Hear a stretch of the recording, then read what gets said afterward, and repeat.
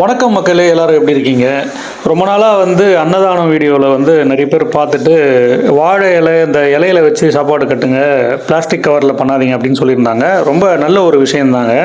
ஆனால் பிளாஸ்டிக் கவரில் கட்டினாலும் நாங்கள் ஆற வச்சு தான் சாப்பாடை கட்டுவோம். இடையில வாழை இலையில கட்டும்போது சரியாக மடிக்க வரலங்க. பார்த்தீங்கன்னா வாழை இலையில இன்னைக்கு கண்டிப்பாக கட்டிடலான்னு சொல்லிட்டு நம்ம வீட்டில் இருந்த மரத்துலேயே கொஞ்சம் வாழை இலையை அறுத்து கூட மந்தார இலையை லூஸில் வாங்கி வந்துட்டு தைக்கலாம் இல்லைங்க, அதை அப்படியே கோர்த்து வச்சு கட்டி பார்த்தோம். ரொம்பவே சூப்பராக இருந்துச்சு. இந்த மாதிரி நீங்களும் வாழை இலையில சாப்பாடு வச்சு கொடுக்கணும் அப்படின்னா நீங்கள் இந்த மாதிரி ட்ரை பண்ணி பாருங்கள். ரொம்பவே சூப்பராக இருந்துச்சு. இது ஒரு அன்னதானம் பர்பஸ்க்காக தான் இந்த மாதிரி நாங்கள் வாழை இலையில வச்சு கட்டி கொடுத்தோங்க. ஆக்சுவலாக பார்த்தீங்கன்னா இது ரெய்னி டைம் அப்படின்றதால நிறைய பேர் மக்கள் நிறைய ஊர்களில் மழையில் உங்களுக்கே தெரியும், சாப்பாடு இல்லாமலாம் இருப்பாங்க.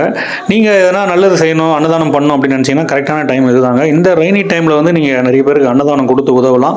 அன்னதானம் மட்டும் இல்லைங்க, பெட்ஷீட்டு, அவங்களுக்கு தேவையான உடைகள் இதெல்லாம் கொடுத்து நீங்கள் இந்த மாதிரி டைமில் நல்லா ஹெல்ப் பண்ணிங்கன்னா ரொம்பவே நல்லதாக இருக்கும். வாழை இலையில சாப்பாடை வச்சு எப்படி கட்டுறதுன்னு சொல்லிட்டு யூடியூப்பில் நிறைய வீடியோ நாங்கள் பார்த்தோங்க. எல்லாம் நிறைய பேர் ஒரு ட்ரிக்கை யூஸ் பண்ணி கட்டுறாங்க. சில பேர் இலையை சுட்டுலாம் கட்டுறாங்க. நாங்கள் அந்த மாதிரிலாம் ட்ரை பண்ணல.